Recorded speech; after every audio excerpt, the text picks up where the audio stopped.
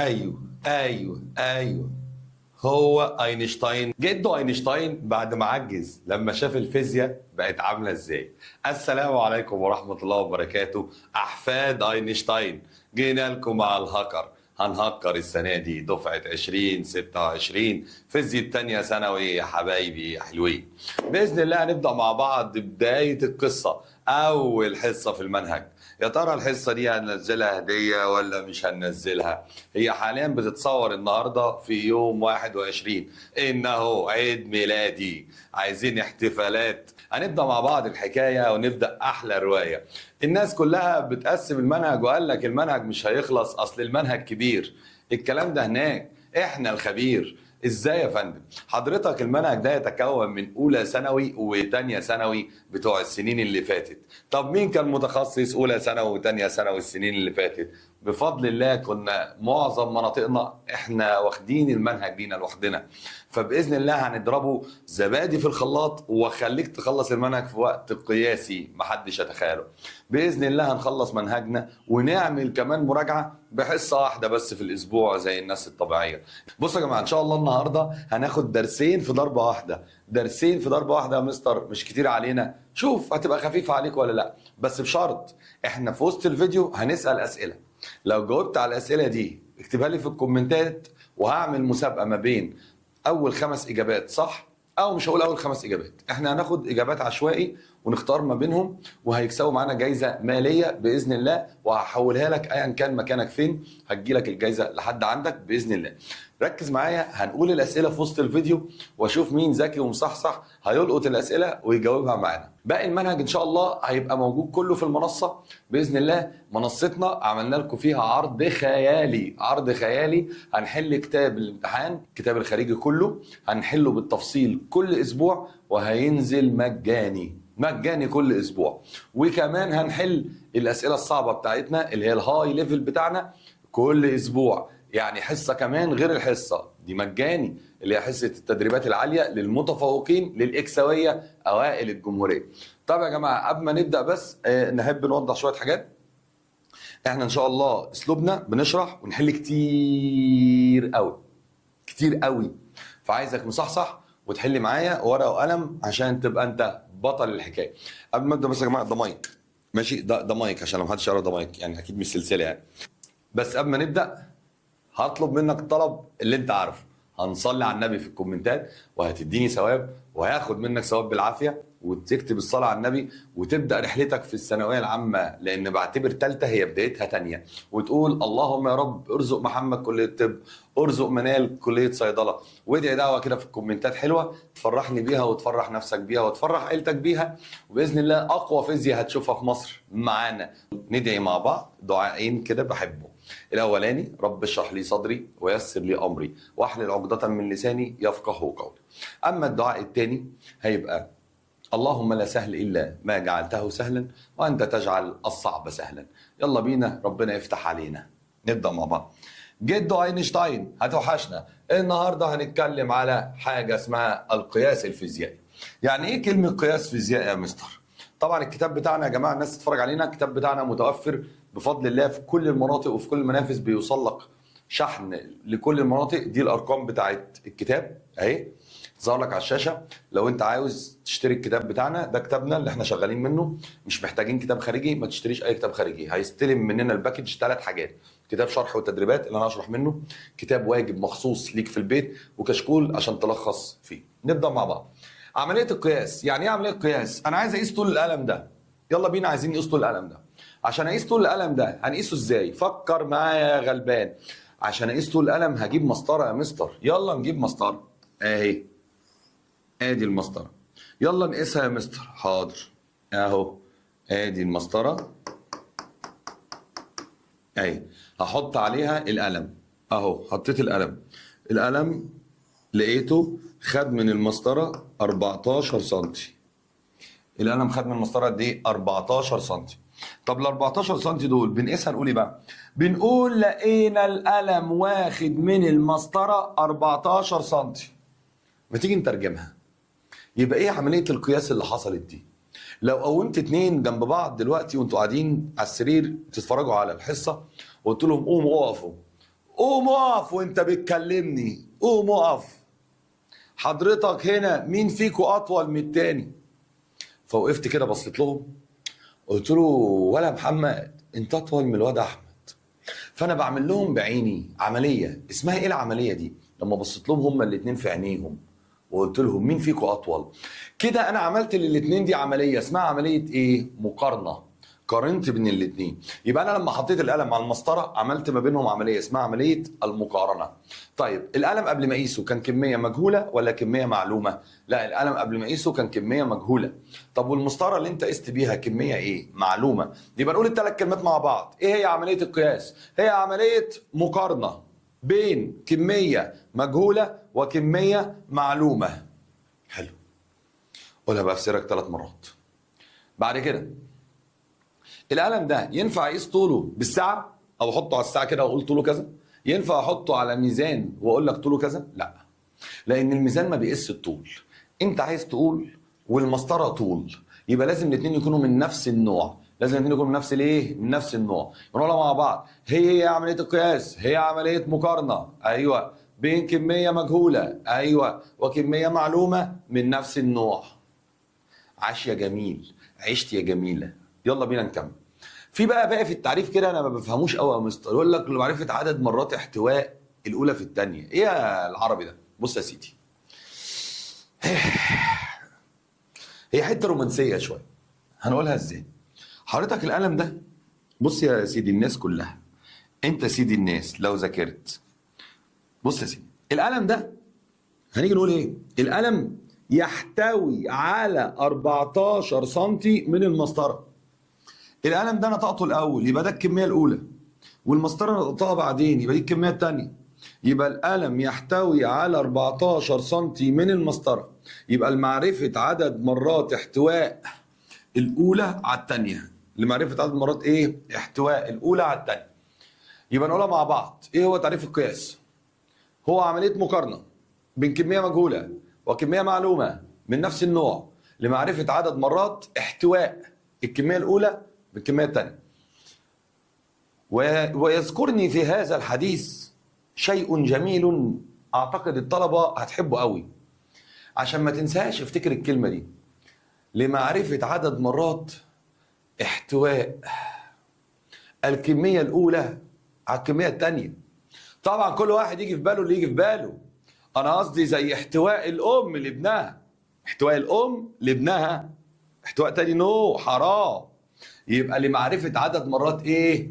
احتواء الكميه الاولى على الكميه الثانيه، وكل واحد وضميره قدام ربنا.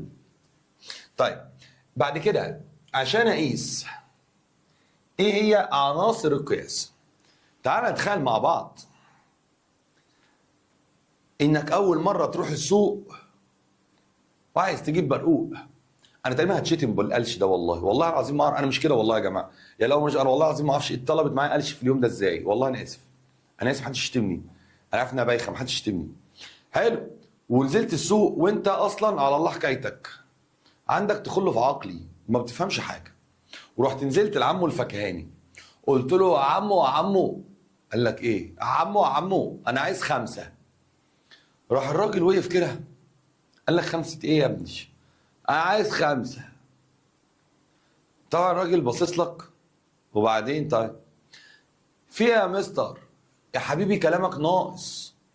لازم تقول له 5 ايه؟ سامع الطالب اللي وقف وبيجاوب. لازم اقول له 5 كيلو، 5 جرام. لازم احط وحدة القياس. يبقى انا هنا عشان اقيس لازم اقول ايه هي وحدة القياس. ما ينفعش تقول 5 وتسكت. فهمت غلطتي. فالواد صلح غلطته وفهم من عمه البقال غلطته ايه. راح قال له خلاص يا عمو انا عايز 5 كيلو جرام اهو. راح عمو البقال بص له كده وتقريبا كان هيغزه. ليه؟ حضرتك 5 كيلو وبعدين؟ ايه يا 5 كيلو؟ 5 كيلو وبعدين؟ حضرتك 5 كيلو دي لازم تحدد حاجه بعديها. صح. الطالب اللي سامعه بيجاوب قال لك ما قالش النوع. في طلبه طبعا في السنتر قال لك ايه؟ ما قالش الصنف. الحشيش تمام؟ اللي قال الحشيش تمام؟ والله نص القاعات اقول له ناقص ايه؟ يقول لي ناقص الصنف. صنف ايه يا ابني؟ اسمها الكمية الفيزيائية. يبقى تاني حاجة عندنا في عناصر القياس ناقصك الكمية الفيزيائية. تمام. بعد كده عرفت الكمية الفيزيائية خلاص. اللي بعديها راح الراجل شافك عبيط على نياتك، قال لك عايز 5 كيلو ايه بقى؟ قال له 5 كيلو موز. قال له ماشي. راح جايب موزتين 3 وحاططهم في كيسه سودا، قال له خد يا ابني احلى 5 كيلو وانت شكرا يا عمو، ورحت واخد ال 5 كيلو ومشيت. حلو الكلام؟ الراجل ضحك عليك في ايه؟ سامعك وهتجاوبني، الراجل ضحك عليك في ايه؟ سامع الطالب الشاطر قال ما وزنش. اذا عشان تقيس لازم يبقى عندك وحده اسمها وحده ايه؟ وحده القياس. يبقى لازم يكون عندي وحده اسمها وحده القياس. ايه ده؟ انا بقول ايه؟ الحشيش اشتغل معانا ادوات قياس. يبقى الراجل ده كان لازم يستخدم الميزان. الميزان ده اللي هو ايه؟ ادوات القياس. يبقى نقولها مع بعض، وده سؤال يجي الازهر بصراحه ما يجيش لعام، فدي حته ازهر. ما هي عناصر القياس؟ 1 وحدات القياس، 2 الكميات الفيزيائيه لازم تحدد النوع او الصنف، 3 لازم توزن باداه قياس او تقرا باداه قياس. نمسك واحده واحده بقى ندرسها. نبدا اول حاجه بالكميات الفيزيائيه. الكميات الفيزيائيه نوعين، كميات اساسيه وكميات مشتقه. الكتاب منظم عالمي، كميات فيزيائيه اساسيه وكميات ايه؟ مشتقه. طب ايه الفرق بين الاساسي والمشتق؟ من الاخر كده، اساسي بيننا وبين بعض يعني بتتجاب بالنظر بدون معادله، حاجه بتحسبها بالنظر بدون معادله.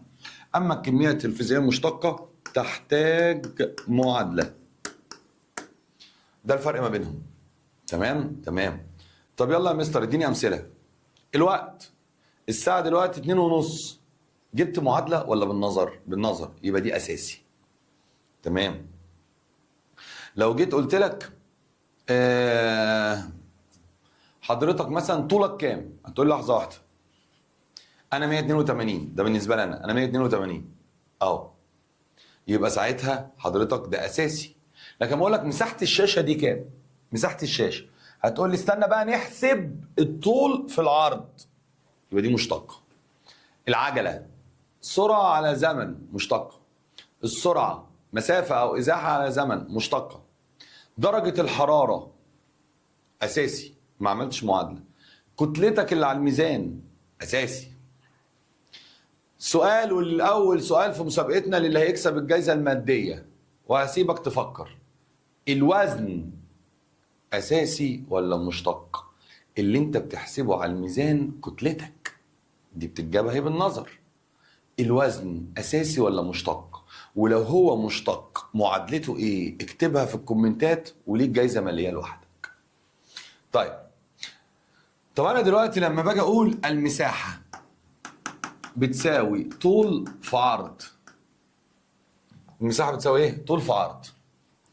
عشان تحسب المساحه محتاج تعرف الطول وتعرف العرض. طب السرعه مسافه على زمن. علشان تعرف السرعه محتاج تحسب المسافه وتعرف الزمن. يبقى ايه تعريف الكميات المشتقه؟ هي كميات تعرف بدلاله كميات فيزيائيه اخرى. يبقى هي كميات تعرف، لازم تعرف حاجه تانية عشان تجيبها. طب والكميات الاساسيه مش محتاج اعرف، يبقى لا تعرف. في بس هنا غلطه طباعه انا معدلها في الكتب في السنتر، طبعا مفيش هنا عجله، دي مفيش عجله، ده الاساسي وده مشتق.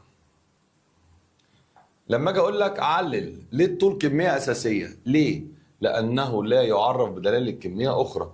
ليه الحجم كميه مشتقه؟ لانه يعرف بدلاله كميه اخرى. يبقى علل يعتبر الشبح كميه اساسيه. ده انت جاي تهرج بقى، ده احنا جايين نهرج بقى. هو ايه اللي يعتبر الشبح؟ هو في شبح في المنهج؟ ده انت اللي شبح يا مستر. حبيبي، الشبح دي اتحطت عشان الناس اللي عقلها على قدها. لما اقول لك يعتبر الطول كميه اساسيه، تقول لي لانه لا يعرف دلاله كميه اخرى. دخلت الامتحان لقيته يعتبر الكتله كميه اساسيه، يجي طالب عبيط يقول لي يا مستر يا ابني ما اديتها لناش ليه يا مستر؟ انت اديتنا الطول ما اديتناش الكتله. فنظرا لتجنب هذه العقول التعبانه نفسيا حطيت كلمه الشبح، عشان معناها اي حاجه تتقال لك يبقى ده تعرفها. يعتبر الفنكوش كميه مشتقه، لأن الفنكوش يعرف بدلالة كمية أخرى. إيه تعريف المعادلة الرياضية؟ لما أجي أكتب معادلة بقول المساحة بتساوي الطول في العرض.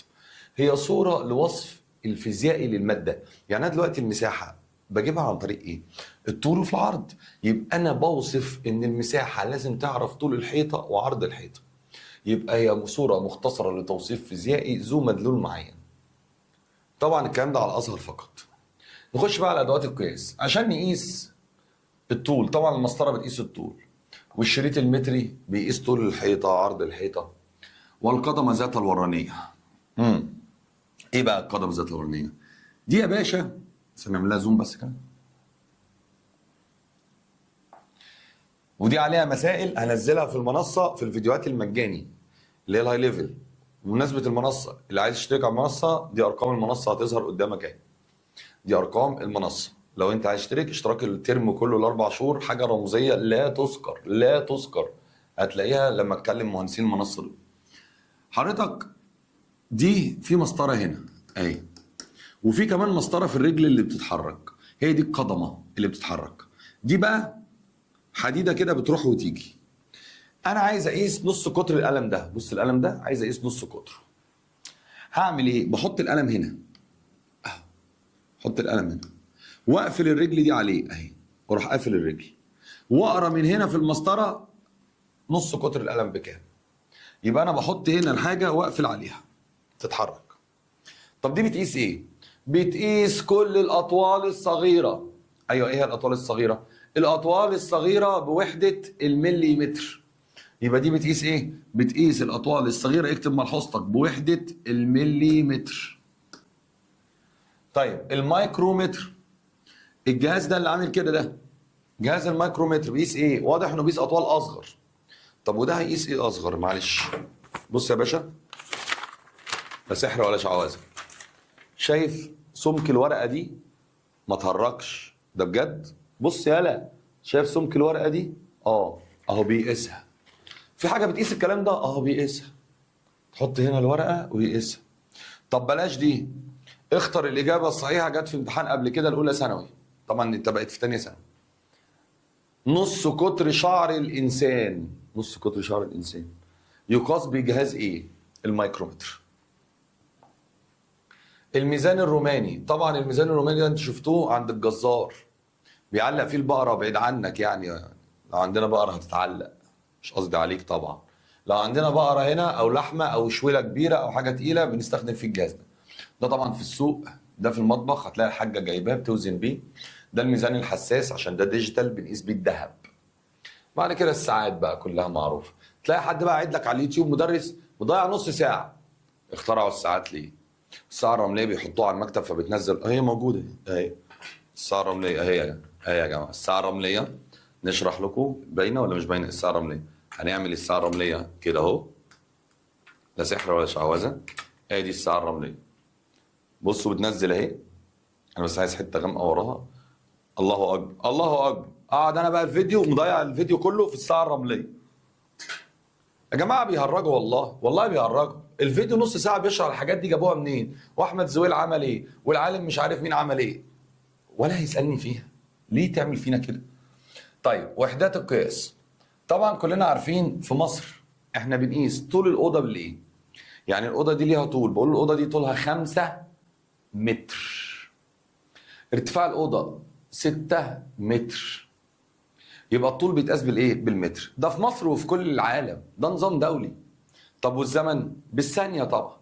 طب وبوزن كتلتي بايه؟ بالكيلو جرام. فافهم من كده ان النظام المتري اللي هو النظام الدولي بيقيس الطول بالمتر والكيلو جرام بالكتله والثانيه. طب بالنسبه للنظام الفرنسي، النظام الفرنسي في فرنسا العيال سيكي ميكي، العيال نايتي، تحسهم عاملين نايتي كده بتوع فرنسا. فالولد لما يكون نايتي يقيس بقى الطول بالمتر زي الرجاله عندنا ولا يقيسه بالفرنسي؟ طبعا بالفرنسي. طب بالفرنسي دي تبقى ايه؟ سنتي. يبقى في فرنسا بيقيسوا الطول بالايه؟ بالسنتي. طب بما انه الواد نايتي يبقى هيقيس بالكيلو جرام؟ لا، بالجرام. يبقى النظام الفرنسي بيقيس الطول بالسنتي والكيلو والكتله بالجرام. الزمن ثانيه دي في كل حته. نعمل مع بعض كلمة سر ما بيننا وبين بعضينا عشان نعرف نحفظ أسامينا. هنا النظام الفرنسي بيسموه نظام إيه؟ جاوس. النظام الفرنسي نظام، أي حد هيشتمني على القلش يا جماعة خصيمي وخصيمك يوم الدين. راعي ظروفي، أنا قاعد بصور في شقتي لوحدي، معيش حد ما بيني وبين الحيطان، فده بيجيب عبط شوية. أنا أشتم نفسي، أنت ما تشتمش ومش مسامحك. النظام الفرنسي اللي هو نظام إيه؟ جاوس، بيسموه نظام جاوس. فنحفظ مع بعض كلمة سر. سين سين سين. مالك يا مستر؟ سين نظام فرنسي بيسموه نظام جاوس، بيقيس بالسنتي. النظام البريطاني في بريطانيا بقى ليهم نظام تاني، بيقيسوا الطول بحاجة اسمها القدم. هتقول لي وانا اعرف القدم دي منين؟ انا اعرف السنتي واعرف المتر، ايه القدم دي؟ عندكم التلاجة، بنقول التلاجة 20 ايه؟ قدم. عمرك فكرت القدم ده ايه؟ القدم ده تقريبا شبر.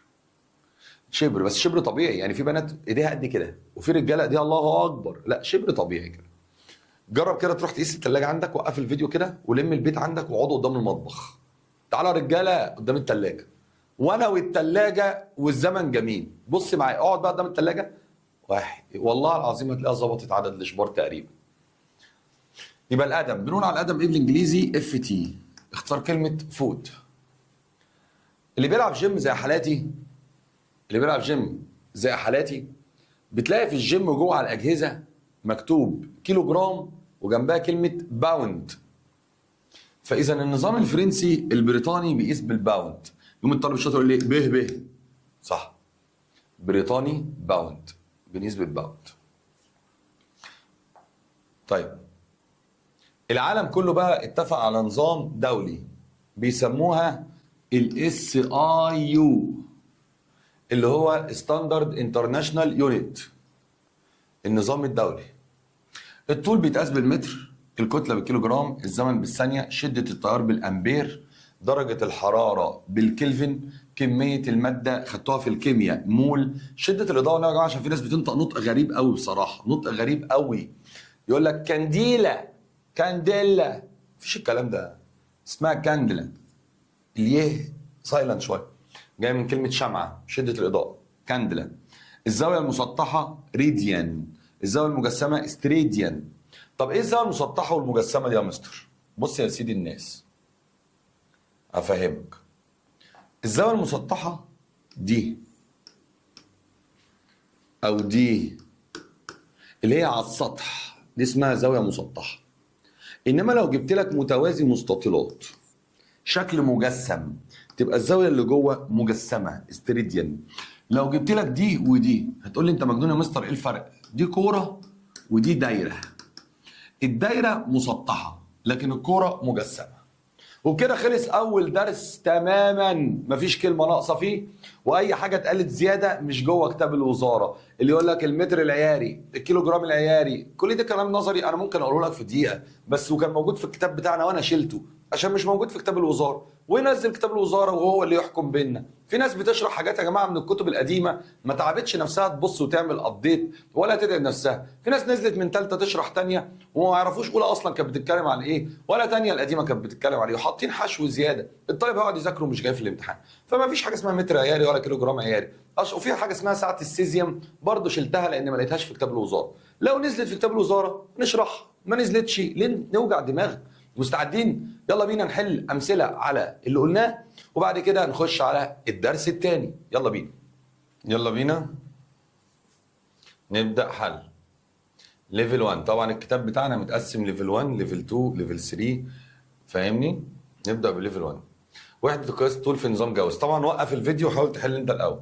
وحده قياس الطول في نظام جاوس، طبعا الطول بالسنتي، س. تقاس المسافه في النظام البريطاني، بريطاني قدم، فوت. الريديان وحده قياس الزاويه المسطحه. الاداه المناسبه لقياس خاتم ذهب، يبقى الميزان الحساس د. الزاويه سيتا دي تتقاس بايه؟ دي زاويه مسطحه يبقى ريديان. الاداه المناسبه لقياس طول حجره، قياس طول حجره يبقى ب، المتر.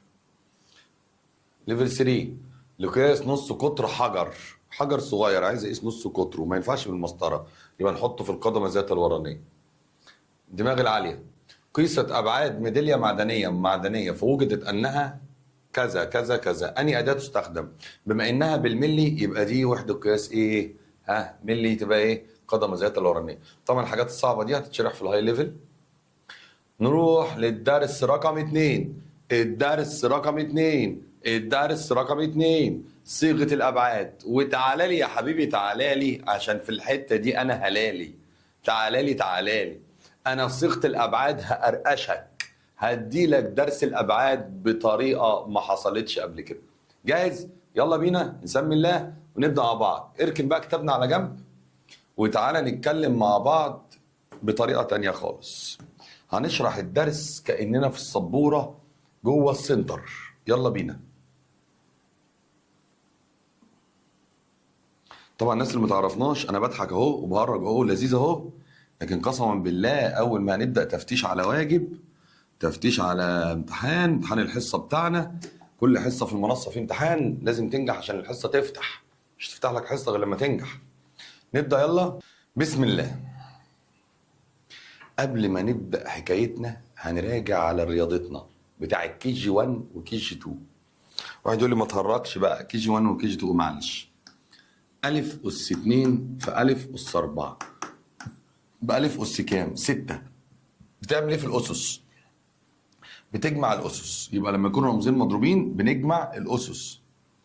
ألف أس 2 أس 4 يبقى ألف أس كام؟ 8.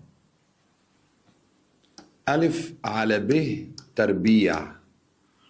هنا كان في كلمة سر، قلت أقول لك نسيبها، انت هتقول لي تيت تيت تيت تيت. اكمل النقط في الكومنتات، هنشوف مين كان قاعد مركز في الحصه وفاكر ايه اللي قلته هنا. طيب الف والبي اس 2 نقولها بقى رياضه جد بقى، تطلع فوق تبقى سالب 2. يبقى اي حاجه في المقام لازم تطلع فوق، اي حاجه في المقام لازم تطلع فوق. احنا ما بنقولهاش كده في الحصه طبعا، بس عشان خاطر يعني خليها ما بيننا وبين بعض. بعد كده اي حاجه اس 0 في الدنيا بكام؟ بواحد، اكتب جنبها هافأ. اي حاجه اس 0 هافأ. ماشي يلا بينا نبدأ الدرس. درس الأبعاد بنتكلم فيه عن 3 رموز بس، وهنلعب مع بعض لعبة يا ولادي. يلا يا ولادي ويا اخواتي، هنعمل ايه يا ولادي؟ هنعمل قص ولزق. يبقى درس الأبعاد يا أولاد هنحله عن طريق القص ولزق. طبعا لازم بتتكتب بالصاد، بس أنا بسترخمها بالصاد فبكتبها لظ. طيب ايه هم ال3 حاجات الأساسية في حياتنا؟ الزمن يا مستر، الأطوال يا مستر، الكتلة يا مستر. دول ال3 حاجات الأساسية في حياتنا. بعد ما نخلص كتابة على السبورة البيضاء انت بتلخص في كشكول التلخيص بتاعك اللي استلمته مع الباكج بتاعتنا. زمن بالانجليزي يعني ايه؟ زمن يعني تايم، تي كابيتال. مستر اكتبها كابيتال ولا سمول؟ اياك تكتبها سمول، درس الابعاد بالكابيتال. طب والاطوال؟ طول يعني ايه؟ لينث اولها ال. كتله يعني ماس اولها ام. يبقى درس الابعاد بتاعنا بيتكون من كام حرف؟ 3. ام ال تي. طب نقولها ال تي ام ما تفرقش لان حاصل ضرب، والضرب 2 في 3 زي 3 في 2. ما حدش يجي يقول لي انت كتبت الام ليه قبل ال ولا ال قبل الام. غباء مش عايزين. بس هو في الاختيارات دايما في امتحان اخر السنه بيجيبها لك ال3 حروف دول بالترتيب ده، ام ال تي. وعشان نحفظها قلنا هناخد العنوان كلمه السر النهارده درسنا هيبقى م تي تي تيت، عشان الرقابه تي تي تيت منتج يا باولو. منتج يا باولو اللي حافظ كلمه السر ام ال تي بتتنطق ايه؟ ما. كمل انت اللي حضر في السنتر عارف هقول كلمه ايه، بس عشان الرقابه احنا على الهوا دلوقتي. طيب دول اللي اسمهم ابعاد. اللي عارف التكمله دي يكتب في الكومنتات كلمه السر لدرس الابعاد ما. انت قولها، انا بتكسف انا بتكسف. يبقى دي الام ال تي، دي اسمها ابعاد. طب تعالى نجيب وحده القياس. كل رمز من دول ليه وحده قياس. ايه هي؟ تعالى نشوف. وحده القياس، الام بتتقاس بالكيلو جرام، كتله بالكيلو جرام، والطول بيتقاس بالمتر، والزمن بيتقاس بالثانيه. ورقه بيضه بقى، يلا عشان الدرس كله هيدور دلوقتي. ورقه بيضه والثلاثه دول اكتبهم لي دلوقتي، يلا. تعالى بقى هنشوف هنعمل القص ولزق ازاي. راحت فين؟ طب يا جماعه هي اتقفلت تقريبا. الحمد لله.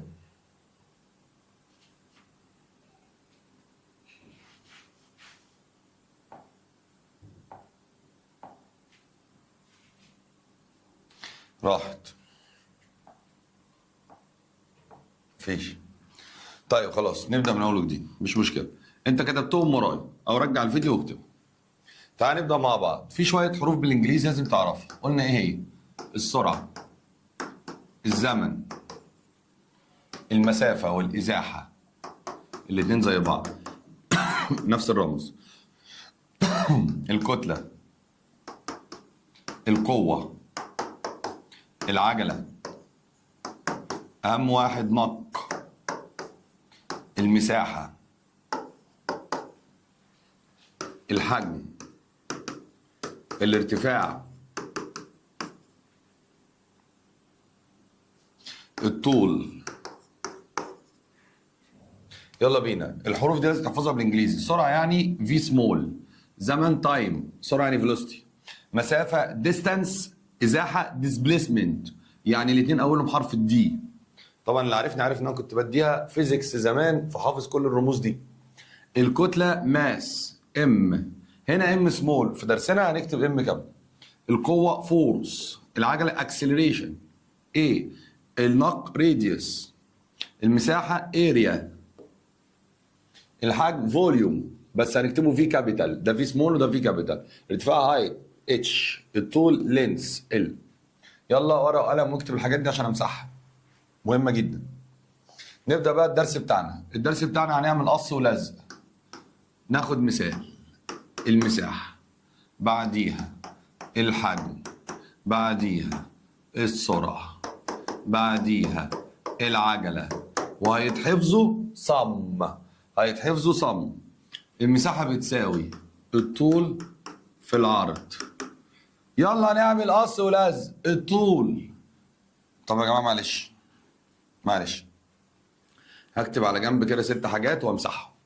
طبعا الشاشة ضيقة فمش عارف اخد راحتي. ايه هي الأطوال اللي في المنهج اللي هتاخد حرف ال؟ هكتب 6 كلمات، شفت اي كلمة منهم قص والزق حرف ال. طب يلا يا مستر ايه هم الكلمات؟ يلا يا بيبي، يلا يا بيبي. هيا ايتها الجميلة، سيد الناس، الطالب بتاعي، سيد الناس كلها، سيد الطلبة كلها، الطالب بتاعي. يلا يا سيد الناس. نبدأ مع بعض. طول بيتقاس بالمتر، والعرض بيتقاس بالمتر، اي حاجة بتتقاس بالمتر. الارتفاع بيتقاس بالمتر، المسافة بيني وبينك بيتقاس بالمتر، الازاحة بتتقاس بالمتر، نص القطر بيتقاس بالمتر. بالمناسبة يا جماعة المسافة والازاحة كميات اساسية عشان ما بتحتاجش معادلة. يعني انا من عندي لعندك كده في مسافة بقيسها على طول بالمتر. كل ال6 دول لو شفتهم شيلهم وحط حرف ال. يبقى نقولهم مع بعض تاني وانت اكتبهم في ورقة عندك، وقف الفيديو واكتب. طول، عرض، ارتفاع، مسافة، ازاحة، نص قطر، كل ده بالمتر. طيب نمسحهم بقى.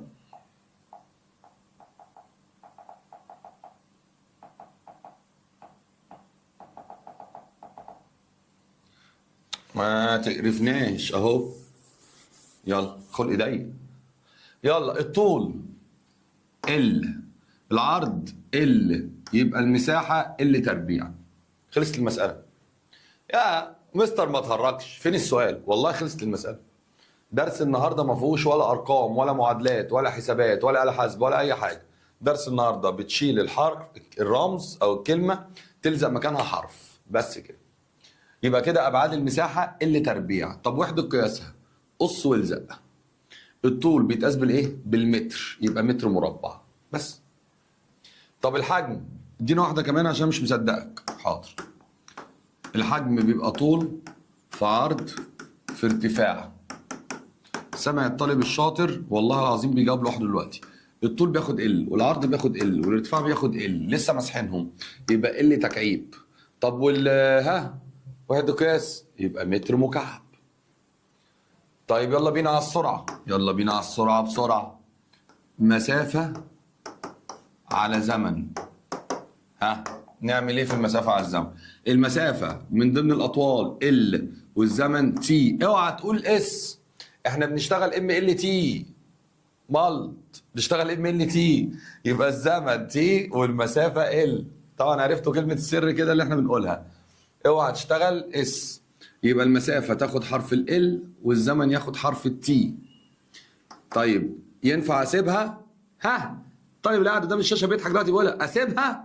لا انت عارف. طلعها فوق، يبقى ال تي سالب واحد.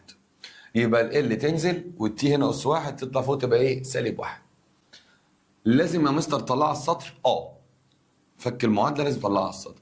هات لي يلا وحده القياس. الطول بيتقاس بالايه؟ بالمتر، والزمن ثانيه سالب واحد. واحد شاطر يقول لي ايه؟ طب ما انا ممكن اكتبها متر لكل ثانيه. صح. العجله سرعه على زمن. يلا بينا. السرعه ال على تي اهي، والزمن تي اهي. تالت حاجة عشان تكسب معايا في المسابقة، تقول لي في الحصة أنا رحت قايل هنا شعر لغة عربية فصيح عظيم على أغنية عظيمة، وكتبت هنا كلمة، اذكر اسم الأغنية والكلمة اللي أنا قلتها في الحصة في الحتة دي. أنا هشرح طبعا بالعادي عشان الرقابة. حضرتك هنا ال على تي على تي. في معلومة في الرياضة بتقول مقام البسط مقام. يعني ايه؟ الحاجة اللي في المقام في البسط تنزل تحت، يبقى دي هتبقى ال على تي تربيع. اظبطها يالا، اظبطها، طلع التي فوق، يبقى ال تي سالب 2. واحد يقول لي هو انت ليه كتبت ال الاول؟ يا ابني مش فارقة، دي ضرب، بس انا قلت لك عايزها ملط، يعني ام ال تي. يلا الحمد لله. يلا يبقى دي تتكتب ازاي؟ متر ثانية سالب 2، أو متر لكل ثانية تربيع. هسأل سؤال، كم واحد قبل ما نبدأ لو سألته وحدة قياس العجلة إيه؟ هيقول لي معرفش. قسما بالله بنسبة 90% من طلبة تانية ثانوي ما يعرفوش أصلا العجلة دي بتتقاس بإيه. دلوقتي إحنا جبناها بصعوبة ولا بسهولة؟ رد عليا في الكومنتات. جبنا العجلة بسهولة. طيب عوضنا تعويض مباشر، عملنا قص ولزق، شلنا السرعة حطيناها هنا، شلنا الزمن حطيت تي، خلصت. طيب حضرتك دلوقتي يبقى كده ايه فايدة الابعاد؟ فايدة الابعاد رقم واحد ايجاد وحدات القياس. يلا انقل السبورة دي، وقف الفيديو، انا مستنيك هشرب شاي لحد ما انت تنقل السبورة عشان هي اللي عليها الحصة كلها. يلا يا رب ما تقفل. ادي السبورة. تعال نزود القوة. مهمة جدا القوة. القوة بتساوي كتلة في عجلة. يوم واحد يقول لك اكتب ايه؟ طب يا مستر يلا نعوض. الكتلة تاخد رمز ام. طب والعجلة فوق اهي يا مستر، ال تي سالب 2 بس. القوة دي بتتقاس بايه في ثالثة اعدادي؟ بالنيوتن. اذا هيجي سؤال في امتحان اخر السنه، وافتكر ان قلت لك هيجي يقول لك ما هي، اصل انا خبره دي تخصصي، انت جاي في ملعبي. مع احترامي ليك بقى، لو كنت ثالثه سنه ونزلت تدي ثانيه، لا نزلتش لاولى، اولى دي بقى ونص منهج ثانيه اولى، هتعمل ايه يا غلبان؟ انا عارف ايه اللي جاي في الامتحان، ركز معايا بقى. يجي في الامتحان يقول لك ايه؟ ابعاد النيوتن هي، ويديك اختيارات. اول ما يقول لك ابعاد النيوتن يجي في دماغك مين؟ القوه. يجي يقول لك ايه وحده قياس النيوتن؟ بيتقاس بايه النيوتن؟ شيل الكتله وحط مكانها كي جي، شيل الطول وحط مكانه متر، شيل الزمن وحط مكانه ثانيه. يبقى يتكتب كده، او كيلو جرام متر لكل ثانيه تربيع. وهنحتاجها في ثانيه وفي ثالثه، احفظها كويس. لما اقول لك النيوتن بيساوي ايه ترص لي الكلمه دي. طيب يلا اديك مسابقه. نقلت الشاشه، جاهزين؟ اديك مسابقه تختبر نفسك، وريني ذكائك. يلا بسم الله. هات لي الشغل لوحدك وهديك معادلته. قوة في إزاحة. طبعا أنت كاتب ورقة وقلم قدامك، كاتب الحاجة، مش هتعرف تحل من غير الحاجة اللي في السبورة اللي فاتت، يا إما ترجع لها دلوقتي في الفيديو الأول. بعد كده الكثافة. دي الحاجات اللي بتيجي في الامتحان يا جماعة، وأي حد يقول لك حاجة غير كده أنا آسف، اسمح للخبرة تتكلم بعد إذنك. الكثافة كتلة على حجم. بعد كده الضغط قوة على مساحة. وريني نفسك. هتعمل قص ولزق، هتشيل كل كلمة وتحط الأبعاد بتاعتها. كل كلمة دي إزاحة، إزاحة دي من الست حاجات. يلا وريني نفسك كده، مستنيك. يلا خلاص فكرت؟ يلا بينا، يلا بينا. القوة، إنها القوة. يلا بينا. القوة هي ام ال تي سالب 2 في الازاحه ال. نضرب مع بعض ال في ال. في ناس طبعا ما عملتش كده فعملوا يا لهوي على غبائي. يبقى ال تربيع في تي سالب 2. دي كده اسمها الابعاد. نجيب بقى وحده القياس، يبقى كيلو جرام متر تربيع ثانيه سالب 2، او ننزل الثانيه سالب 2 تحت تبقى تربيع. الكثافه ام اللي هي الكتله، حجم ال تكعيب، يبقى ام ال سالب 3. نحولها لكيلو جرام متر سالب 3، او كيلو جرام لكل متر مكعب. وهناخد الكثافه دي في المنهج، وكان لازم نبقى عارفين وحده قياسها. القوه ام ال تي سالب 2. المساحه كانت اول حاجه في الدرس ال تربيع. يلا نختصر يا شباب، يلا يا شباب. ال مع ال يتبقى وحده ال يساوي ام ال اس واحد تحت. اسيبها؟ لا، طلعها. يبقى ال سالب 1 وهنا تي سالب 2. يبقى ممكن تتفك ازاي الضغط؟ كيلو جرام متر سالب 1 ثانية سالب 2، او كيلو جرام على متر ثانية تربيع. هنا عايز اقول تعليق مهم جدا جدا جدا جدا جدا. ايه هو؟ ان الشغل كان بيتقاس في ثالثه اعدادي بوحده اسمها ايه؟ جول. يبقى الجول بتاعنا يكافئ ام ال تربيع تي سالب 2 او كيلو جرام متر تربيع اس سالب 2. الامتحان باذن الله ما هيخرج منه كلمه من دول، ان شاء الله تحفظهم. نكمل. لو قلت لك المساحه للدايره بتساوي باي نق تربيع، قلنا نق هيبقى اسمه ار.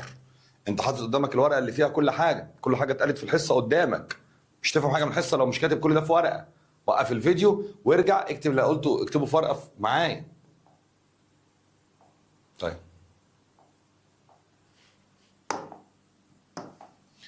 يلا بينا. نص القطر وياخد رمز ال معروف، يبقى ال تربيع. طب بالنسبه للباي، الباي ده رقم، ودرس النهارده بيشيل الكلمات ويحط مكانها ام ال تي. طب ده مش كلمه، ده رقم، ده ثابت، ده ثابت. سمع الطالب الشاطر بيقول طب ما الثابت ملوش وحده قياس ولا ليه ابعاد. يبقى الثوابت في درسنا النهارده هفق. الثوابت في درسنا النهارده هفق، ملهاش لازمه. اكتب معايا 3 ملحوظات فيهم الحكايه. اكتب. نقعد بقى كده كرسي. 3 ملحوظات فيهم الحكايه. يلا 3 ملحوظات هامه لدرس الابعاد. يلا اكتب كده. الملحوظه الاولى: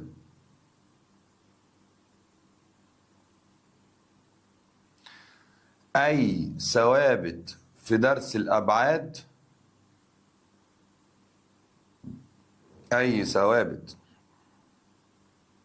في درس الابعاد فكك منها. اي ثوابت في درس الابعاد فكك منها. اكتب يا مستر فكك منها او اكتب هفق، الثوابت ملهاش لازمه. 2: يلا لو ما ينفعش، لا ما ينفعش نجمع او تطرح ابعاد مختلفة. ما ينفعش نجمع او نطرح ابعاد مختلفة. يعني ايه يا مستر؟ ينفع تجمع 3 متر زائد 4 ثواني؟ لا. ينفع تجمع 5 كيلو جرام زائد 3 جرام؟ هتحط الوحدة ايه؟ ما ينفعش. طب ينفع تجمع متر مع متر؟ عادي. يبقى ما ينفعش تجمع او تطرح ابعاد مختلفة، ولكن ينفع تضرب او تقسم. ولكن ينفع تضرب او تقسم. يبقى ما ينفعش تجمع او تطرح، ولكن ينفع تضرب او تقسم. الملحوظة الثالثة، لان انا ينفع اقسم متر على الثانية عادي. الملحوظة الثالثة،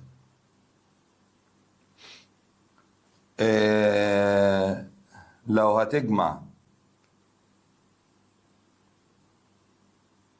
او هتطرح نفس الابعاد الناتج بيكون واحدة بس منهم. لو هتجمع او هتطرح نفس الابعاد الناتج بيكون واحدة بس منهم. يعني ايه؟ انا لما اقول 5 متر زائد 3 متر الناتج بيكون 8 متر. طب ما هو لما اجي اشيل الام بحط ال، لما اجي اشيل الام بحط ال، والناتج بيطلع ال. طب والثمانية هفق، والثلاثة هفق، والخمسة هفق. فلما اجمع ال زائد ال الناتج في الاخر كده كده هيبقى ايه؟ ال. يعني لما اقول لك ال تي سالب 2 زائد ال تي سالب 2 يبقى الناتج ايه؟ ال تي سالب 2. يجي طالب غبي يقول لك طب ما تحط 2 بقى هنا. يا ابني ما الاثنين مالهاش لازمه، مالهاش اصلا وحده قياس. طيب، طب لو دي كانت موجب 2، ال تي موجب 2 زائد ال تي سالب 2، هعمل ايه؟ لا، هتروح عامل كده وتقول له اذا المعادله غير صحيحه. المعادله غير صحيحه لو الاثنين مش زي بعض. طيب يلا بينا ناخد امثله على اللي قلناه. سؤال من امتحان اخر السنه قبل ما السنه تبدا، واشهد على كلامي وخدوا سكرين يا حبيبي. يلا يا ابطالي، يلا يا اولادي، اختر الإجابة الصحيحة. إذا كان A تساوي LT سالب 2 والB تساوي ML تربيع، فإن المعادلة الممكنة هي 2B ناقص A 3B على A 5A زائد B. أنهي جملة من دول صح؟ سامع الطالب الشاطر بيقول أنا كتبت وراك الملحوظات وحضرتك قلت لو الرمزين مختلفين في الأبعاد ولا ينفع تجمع ولا ينفع تطرح، لكن ينفع تقسم. الله عليك يا ابني، ادي سؤال. طيب زمان، أو بلاش زمان دلوقتي، نشوف. لو قلت لك العجلة هي ال أس إكس تي أس واي، فإن، لا استنى،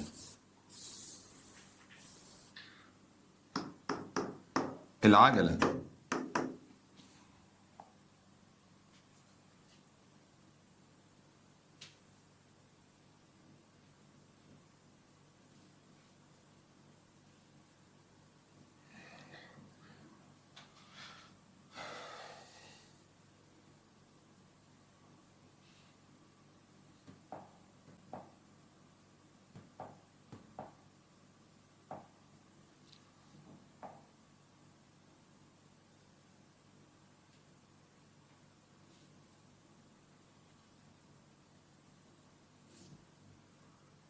ايوه اهي.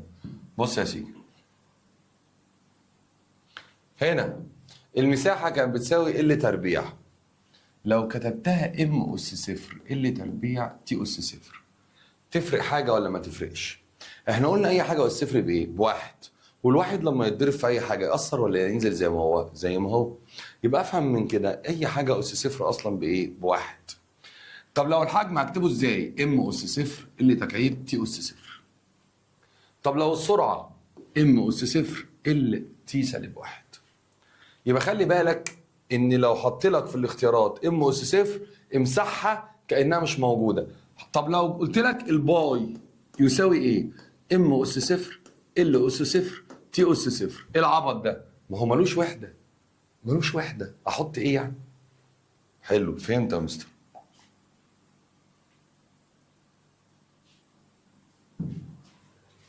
يلا بينا. بص بقى، لو قلت لك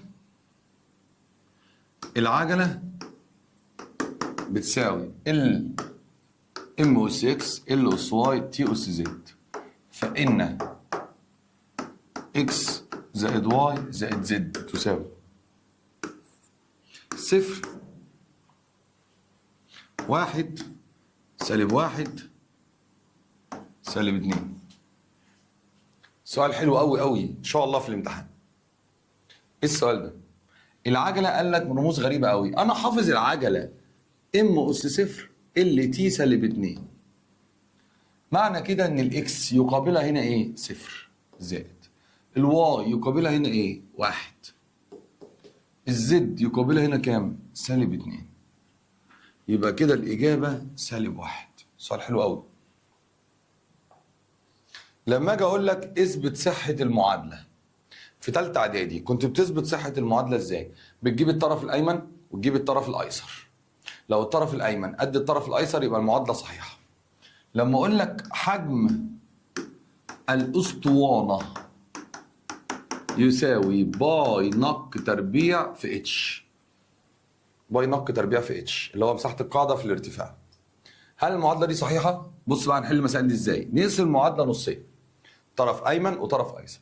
حجم اسطوانه، حجم قفاك، حجم غبائك، حجم البطيخه، انا ما يخصنيش، انا يخصني كلمه ايه في الدرس ده؟ حجم. حجم كان قانونه ايه؟ قله تكعيب. يبقى الطرف الايمن قله تكعيب.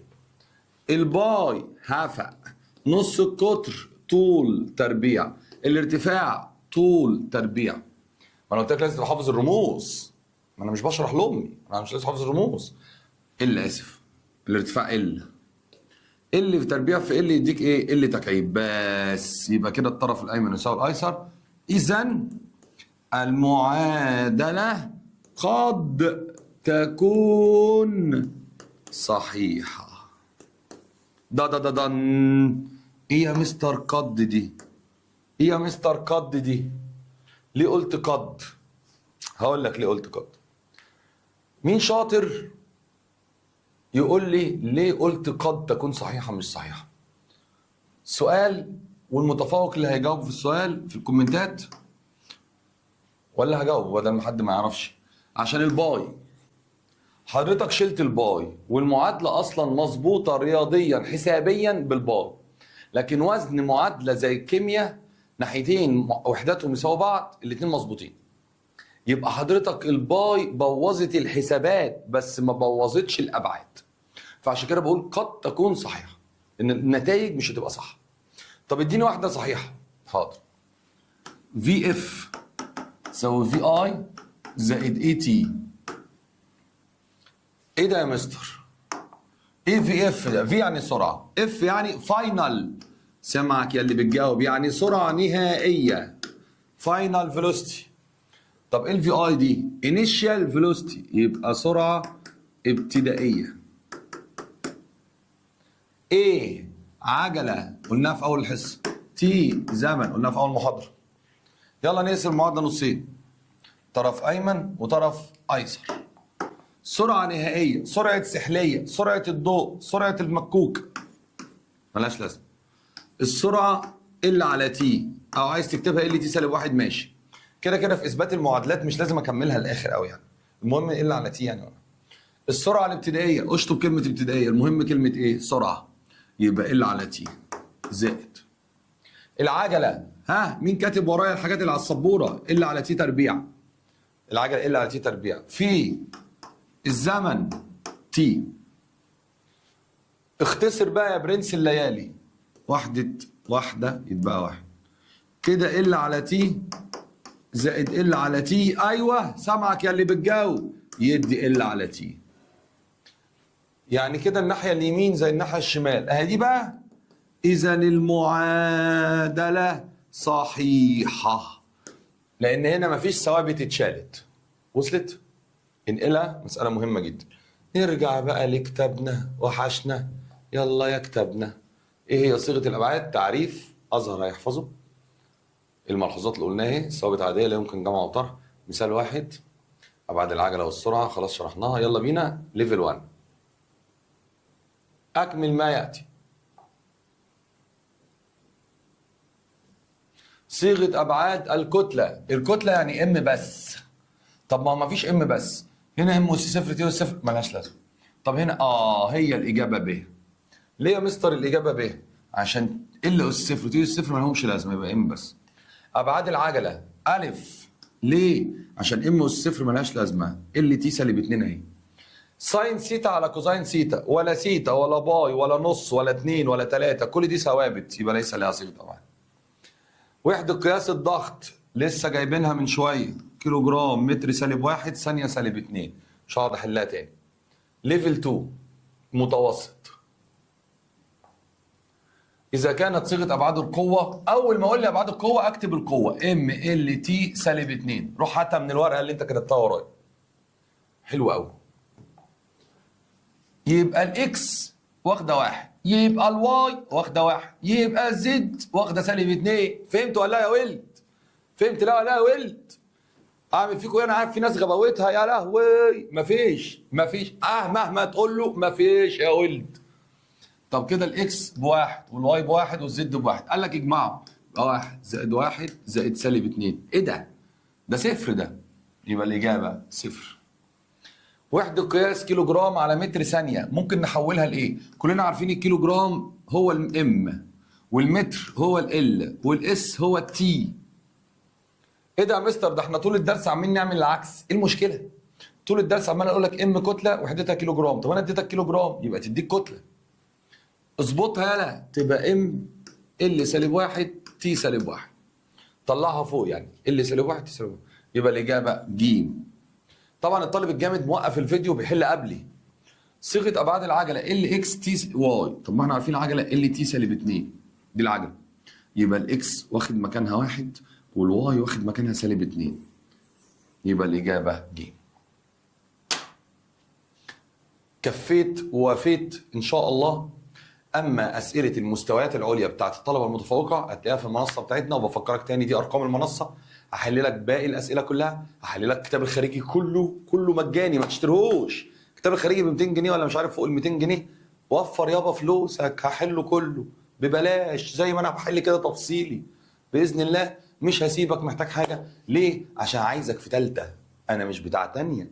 انا سبت اولى من سنتين بس رجعت لها جوه منهج تانيه اهو، بس عشان خاطر ثالثه نطلع اوائل الجمهوريه. ولو انت ما تعرفناش خش على الصفحه بتاعتنا مستر كريم اكس بالعربي او بالانجليزي، شوف منظر اوائل الجمهوريه بتوع كل سنه. باذن الله هنعمل اعلى نتيجه في ثانيه ثانوي.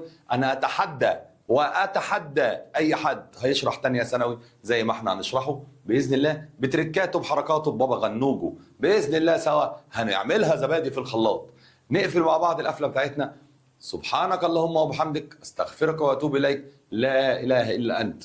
القفله الثانيه اللي انا بحبها جدا عشان الدعاء ده يخليك ما تنساش حاجه. اللهم اني استودعك ما قرات وما حفظت فرده علي عند الحاجه اليه يا رب العالمين. السلام عليكم اصدقائي الاكسويه. سلام عليكم.